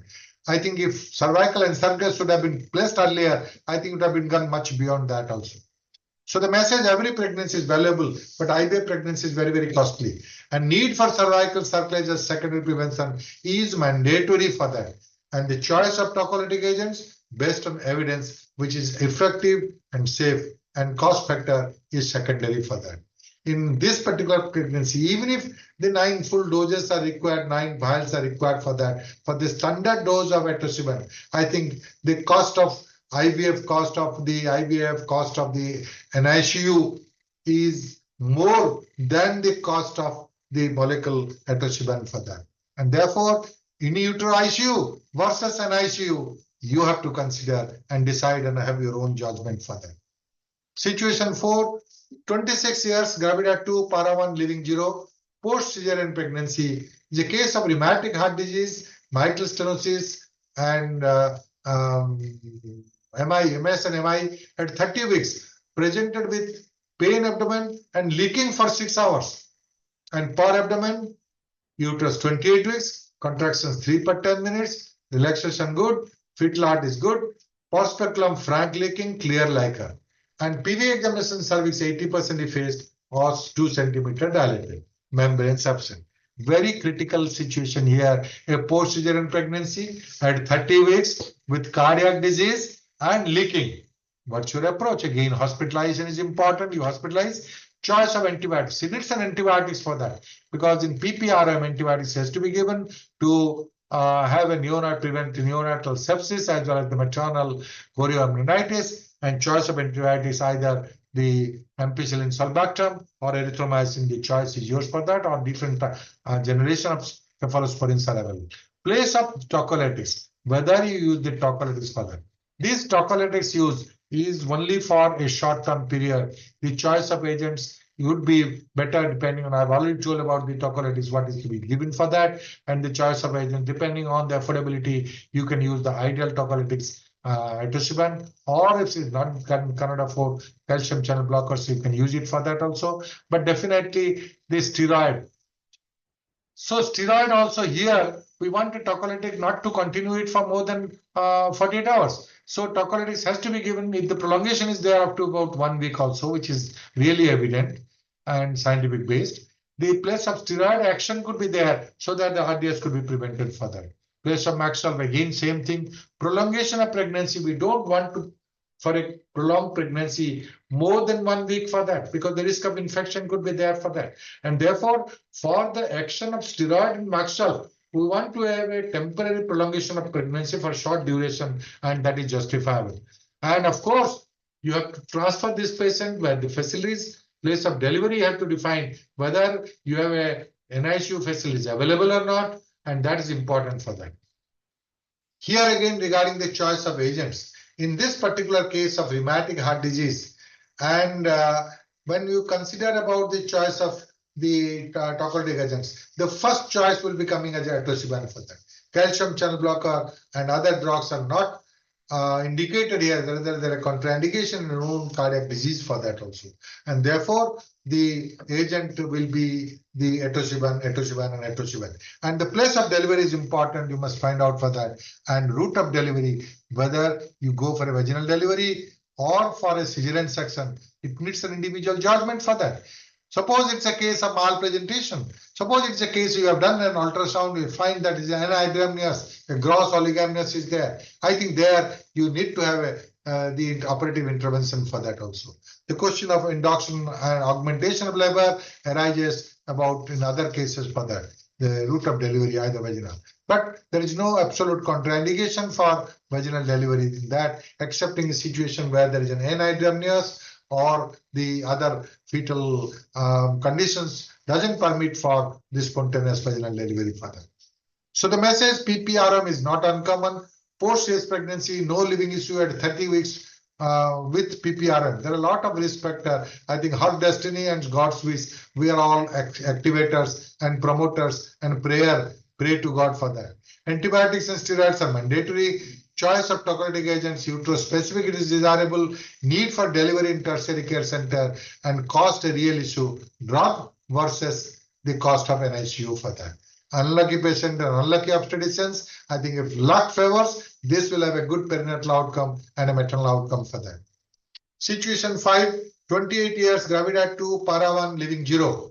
First preterm vaginal delivery at 30 weeks, early neonatal death. Booking visit at 8 weeks. LUPD screening as usual, we do it for 12.5 weeks. The NT scan, the normal NIPS non-invasive prenatal test we are doing routinely in all pregnancy, where we do normally 13, 18, 21 and sex chromosome screening, all the chromosome like NIPT. But NIPC is a very important thing. The low risk cervical length is 3 cm by transvaginal sonography. Above the cutoff limit for that. Now issues come, place of cervical encirclage. If the cutoff limit of 2.5 or less is there is no doubt about it. But people say that Society of Fetal Medicine says that cutoff limit is 2.5, why you put it? But I will not agree with that. I will give more importance on the history. There is a history of preterm vaginal delivery at 30 weeks, and there is no living issue, and it was an early neonatal death. I will attempt all measures to prolong pregnancy as far as possible for that, and therefore definitely I will go for a place of encirclage. I will do an encirclage particularly for that. Place of progesterone. Yes, you can give this place of progesterone. If you want to give a long-term uterine quiescence, you can give a weekly 7-hydroxyprogesterone caproate for considerable period for that. Antenatal corticosteroids, basing on the history, you must give it for that. And therefore, the cervical encirclage was given. Routine ANC, injection beta-methagen 12 mg, repeated after 24 hours. At 28th week, normal fetal growth profile. Onset of labor at 36 weeks, suture removed. Vaginal delivery with the medial episiotomy, male baby of 2.6 kg with optimum Apgar score, and then uneventful maternal and perinatal outcome for that also. So even if with all measures, she had a late preterm, but at least continuing up to 36 weeks, where we can predict the fetal or perinatal survival to a considerable extent for that. And therefore the message, history of prior preterm birth is significant risk factor. Preventive measures are necessary, starting from the cervical encirclage to the tocolytics. Antenatal corticosteroids is beneficial and you must give it for that. And there is a place for vaginal delivery for that. Those who are not taking risk for vaginal delivery and doing a liberal cesarean for cesarean section, there is a different outcome for that. But there is no bar for vaginal delivery if everything is progressing normally. And favorable perinatal outcome can be there. Situation 6. 36 years, priming gravida, conceived following IVF, and again a twin gestation. Unconventional luteal support. And then now the key issues here is that need for prophylactic circulase, need for long-term progestogens as tocolytic, and the choice of agents for that. And therefore, I've already enumerated here a primary gravida conceived following IVF and a twin gestation. And my protocol is to routinely give a prophylactic Sarclase in these indications for that. And of course, the need for long-term progesterone. She must be getting the progesterone for that, but I'll certainly switch off from the macronized progesterone to 17-alpha-hydroxyprogesterone, caproate up to about 28 weeks to 30 weeks of gestation, and then I can discontinue that for that. And therefore, antenatal steroid, I must give it, and neuroprotectants will give it for that. So therefore, prophylactic Sarclase at 13 weeks, 17-alpha-hydroxyprogesterone, weekly, normal ANC parameters, normal growth profile, DCDA twins, first bridge, second vortex, antenatal corticosteroids given, and then even with this PPROM at 35 weeks. So these are all factors which promote the preterm labor or PPROM, and therefore with all these efforts we can continue the pregnancy up to a fetal survival limit of up to about 35 weeks. And LACS was done, twin babies, because the first is bridge, second vortex, IVF pregnancy. I think liberalized disc, there is absolutely an indication for cesarean. Twin babies, male and female, weighing 2.2 kg to 2 kg delivered. Minimal neonatal care. Because of this antenatal steroid, needs a minimal antenatal neonatal care. It doesn't go for the NICU support, minimal neonatal care and oxygen support for 24 hours with a warmer, baby warmer. The babies are absolutely all right, and uneventful perinatal and maternal outcome for that. So the message: rationality of cervical anxiety in twin and IVF pregnancy, rationality of progesterone as a tocolytic, rationality of antenatal corticosteroids, early appropriate intervention for delivery. Don't prolong it when there is a leaking 35 weeks. Don't prolong it. If the vaginal delivery you plan it, you expedite the delivery by induction or augmentation or do a section for that. But because of the fetal malpresentations in a IVF in a breech, the cesarean section is most ideal, and vaginal delivery will never contemplate for that. Situation 7. Primary gravida conceived following IVI, 10 years of infertility, normal ANC, presented at 25th week with bulging membrane and dilated os.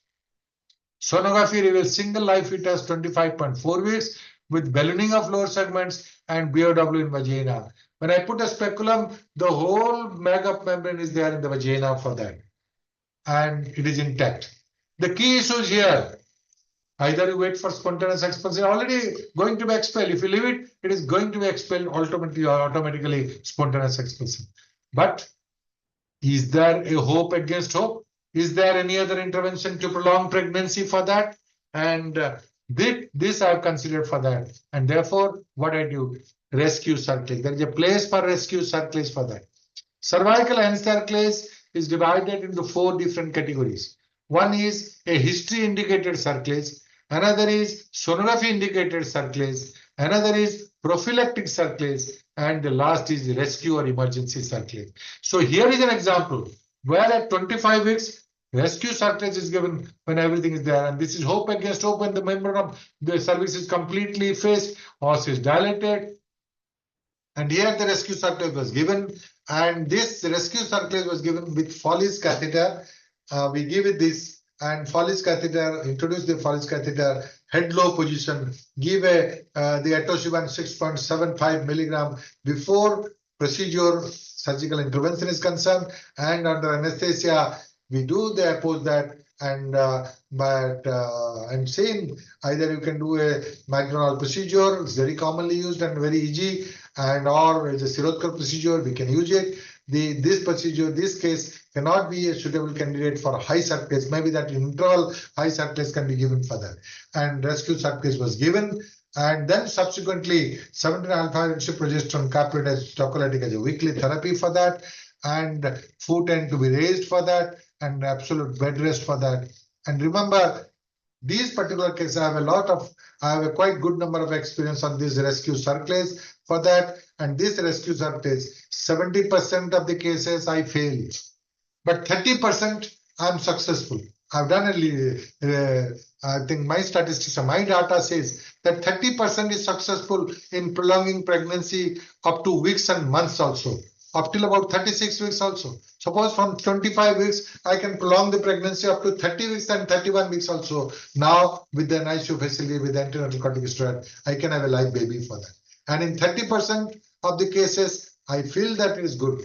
And in rest 70% of the cases, if the membrane's tensile strength is poor, even during the procedure of rescue surgery, the membrane ruptures. There, the procedure is gone. You can really stop the procedures and allow the pregnancy to expel for that. And the rest of the cases in 1 week, subsequently 1 week, there are some cases who again produces a leaking because the membrane, that depends on the duration of the membrane which is exposed to the vagina, and the duration is more chance of infection and the tensile strength is less. So that even if you put during the procedure you're successful, rescue circulation is there, the next 1 week is very important for that, and that will have a leaking and then they continue for that. So this particular case, rest 30% can continue up to about from beginning from 30 weeks to 34 weeks. It can continue, and fetal survival could be there for that. And therefore, I believe that this particular procedure can be tried as a hope against hope. So PPRM with onset of labor at 33 weeks, again, even after then there. Suture removed, preterm male baby of 1.8 kg delivered by vaginal route within 4 hours. As soon as you removed it, immediately the cervical insufficiency is there. Then kept in warmer and oxygen support, not in ASU for 24 hours for that, and normal perinatal outcome for that. And therefore, the message, rescue surgery is hope against hope for that. And don't lose hope, dear my fellows, and you have to do that. Antenatal corticosteroids and maxillary improves perinatal outcome. Basic neonatal support helps, not three tertiary NICU facilities. So personal experience of mine is rewarding. I've already told around 30% of the cases, I'm very happy. And if 30% were this, which is already in a process of expulsion, if you can save the babies, 30% babies, I think it's much more than what I expected. Situation 8, 30 years, gravida 2, abortion 1 and regular ANC presented with PPRM at 35 weeks. Normotensive uterus is 32 weeks, relaxed vortex 4 over 5, which is good. PV cervix 1/4 inch long, os is 1.5 centimeter, head at -2, clear like a draining, pelvis is okay for that. And key issues, what are the key issues? Prophylactic antibiotics, definitely there is a place for that. I have already told. Antenatal corticosteroid, there is definitely a role, and obstetric sonography, there is a place to find out whether there is some amount of lycaramni present or not, or is it anhydramnios, or the presentations and the positions can be really confirmed for that. So there is a place for obstetric sonography. And conservative management versus induction of labor, that is there for that. Now, conservative management, if you conserve the pregnancy and prolong the pregnancy with antibiotic coverage for that, I think majority of the cases you are not successful for that. Rather, there is a chance of neonatal sepsis as well as the chorioamnionitis ensuing for that. So either the termination of pregnancy would be induction of labor or doing a cesarean section as per the findings of the sonography, the Likert values, and the weight of the baby for that also. So here are the cases where these all measures can lead to an improved perinatal survival for that. So here the onset of labor after 4 hours, spontaneous onset of labor after 4 hours is there. Otherwise, you would have gone for an induction of labor for that. Monitoring labor events by patography is there for that, and spontaneous vaginal delivery with mediolateral episiotomy for that. Male baby weighing 2.1 kg for that, and normal perinatal outcome for that.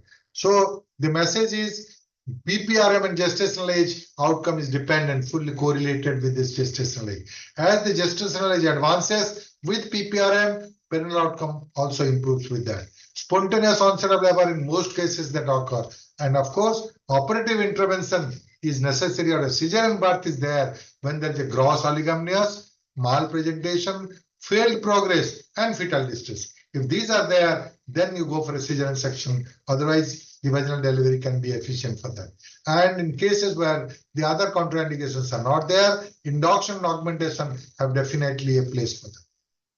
Situation 9, 29 years, gravida 3, para 1, abortion 1, living 0.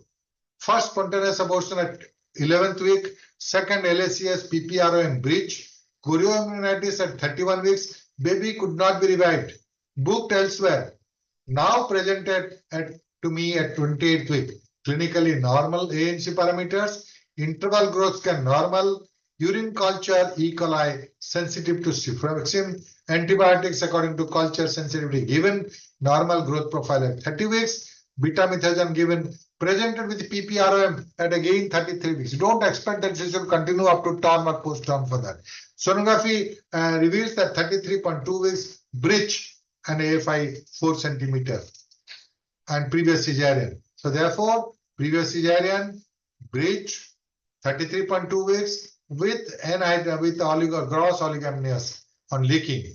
LSS was done. Preterm female baby weighing 1.8 kg. Optimum Apgar score on warmer and oxygen support for 24 hours. And if it doesn't require the higher gadgets or tertiary care, neonatal intensive care. So uneventful maternal and perinatal outcomes. So this, your judgment and your interference will really improve the perinatal outcome for that.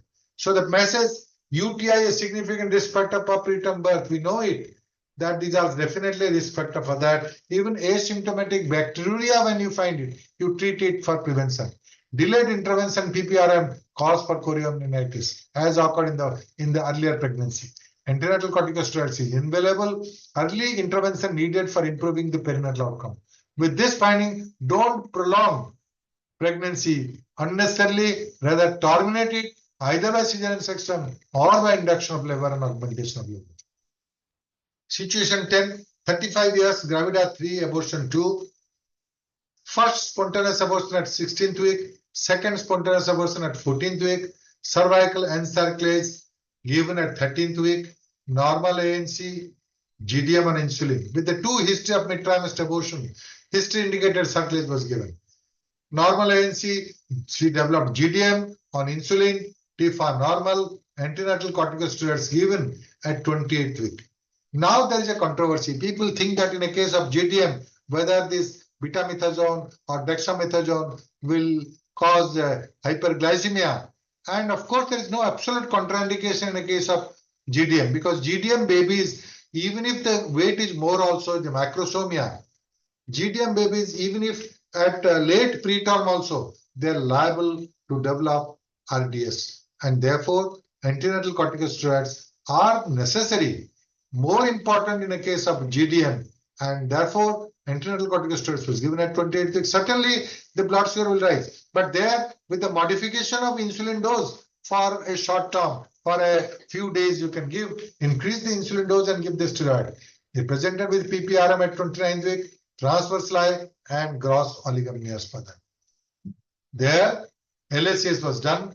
Preterm female baby of 1.5 kg, 1.1 kg, and transferred to NICU on ventilatory support with surfactant, discharged after 3 weeks. Hats off to the Supreme Creator. I think luck is an important factor. She's lost 2 earlier pregnancies and mid-trimester abortion.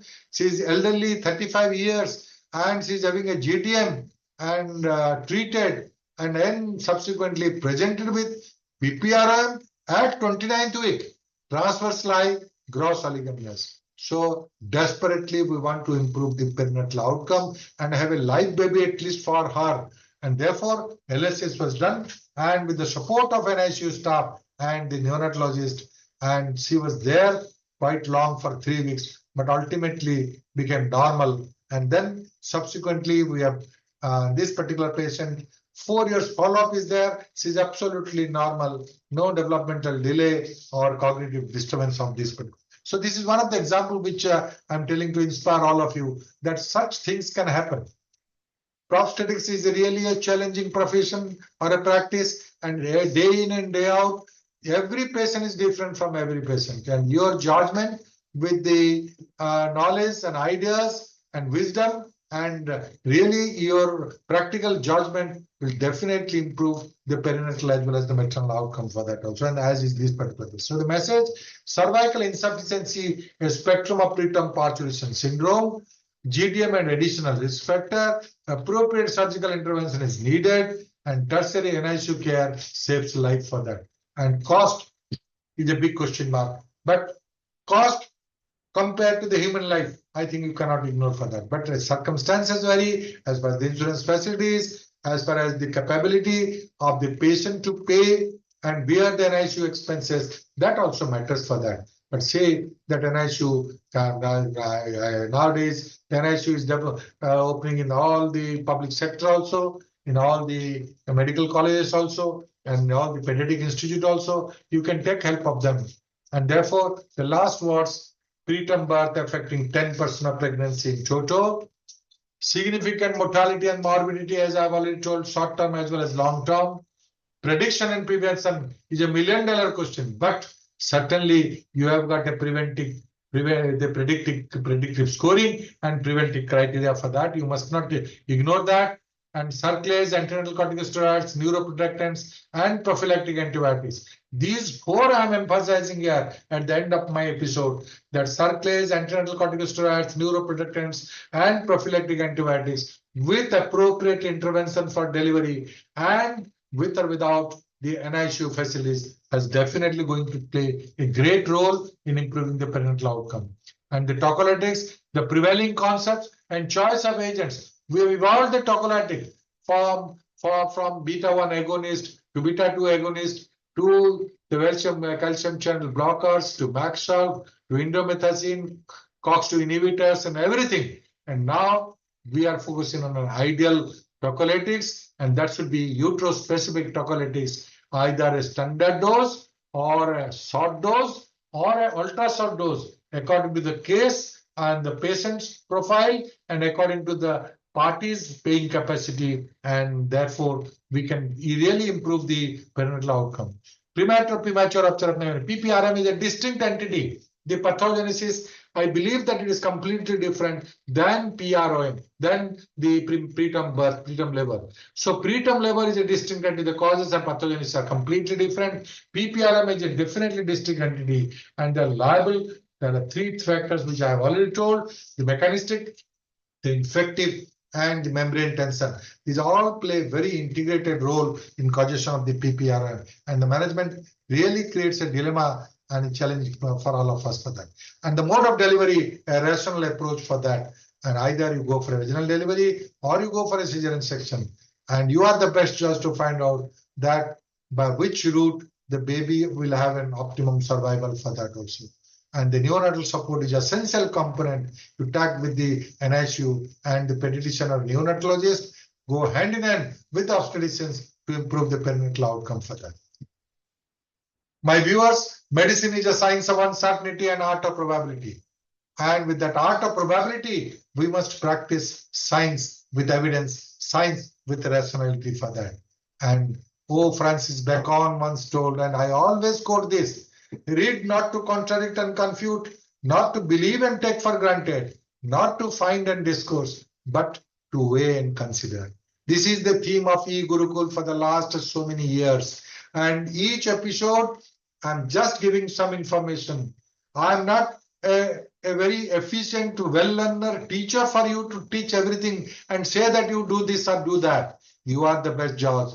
And you read not to contradict and confute, not to believe and take it for granted, not to find, talk and discourse, but you yourself weigh and consider, and for the betterment of the patient and obstetric practice, for your thing, you have to deal with that. And this is just I will roll it. I will just a platform giving a role as a teacher. I must give some information with my mistakes in life, with my experience in life, with my knowledge in life.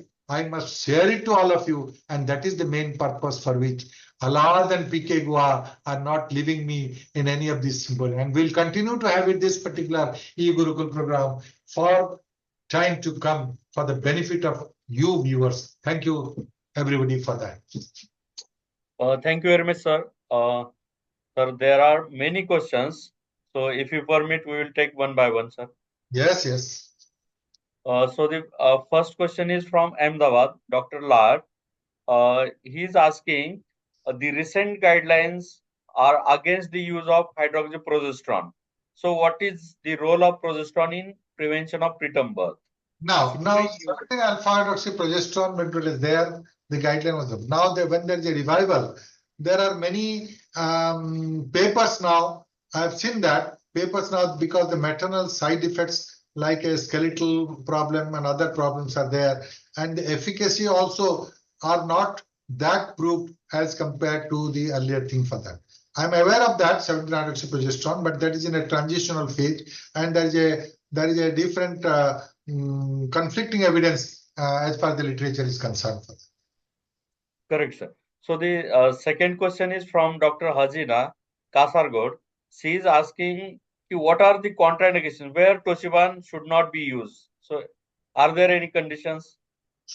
Now, when the continuation of the pregnancy is not possible or the process of birth is inevitable, I think these are only contraindications for atosubin. Suppose in a case where the os is 4 centimeter, 5 centimeter, head is low down and all that, there is no use spending money for that also. Atosubin doesn't act for that. We want it in a case of early phase in the first stage of labor, say when it started, during either the best time is the preterm threatened labor, but threatened preterm labor. But in established preterm labor, in early phases, say for example 2-3 centimeters, cervix we face 80%. These are the ideal cases where atosubin is there. Otherwise, there is no absolute contraindication for atosubin, excepting the cost factor and the profile of the patient. Correct, sir. So the next question is from Dr. Madhuri Patel, Jharsuguda. She is asking the prophylaxis of preterm labor. Means if there is a history of preterm labor, what should be done to prevent the preterm labor? I think if there is a history of preterm birth, is more definite risk factor for preterm labor for that. I think a combination of cervical encirclage in the right moment, as well as the use of antenatal corticosteroid at 28th to 30th week for that, and neuroprotectants, if it is okay, then use it, but till that time we're not going routinely for neuroprotectants for that, and that could be the only thing for prophylaxis for that also. Yes, sir. Dr. Nuzhat from Srinagar, she is asking the diagnosis of preterm labor. Which is the best test for diagnosis? Now, diagnosis of preterm, I have already told that the onset of labor is ill-defined. The termination, the end is defined for that. You are clear-cut for that. Now, same thing with the preterm labor. It takes a lot of time for defining the preterm labor, and therefore they have established preterm labor, the 3 criteria. The uterine contraction 4 per 20 20 minutes. Then the cervical effacement more than 80%, and dilatation of os either 2 centimeter or 3 centimeter is a variable thing for that. And these 3 are the diagnostic criteria for the preterm labor, established preterm labor. But this threatened preterm labor is really a presumption, and the diagnosis is ill-defined. Like the vague symptom like uterine irritability, the perineal pressure symptoms, the exchange discharge from the vagina, or a serial shortening of the cervix. I think these are the cases where the diagnostic criteria is not well defined for them. So established preterm labor, these are the criteria which I have already told. Yes, sir. Dr. Arun Agrawal from Braj Rajnagar and Rudra Narayan Patel from Balangir, they are convening their regards to you. Thank you. Thank you, both of you, my students who have done to a great extent and excel their life in the clinical clinicians. Yes, sir. That's all, sir. That's all. Thank you. Very much. Thank you very much. Thank you, Alap. Thank you, all medical team. Thank you, sir. Thank you. Thank you, Shefali. And thank you, Devdas Chaudhary. Thank you, sir. Thank you so much. It was a very enlightening kind of a session on PTL, sir. Thank you. Please stop the recording. Thank you.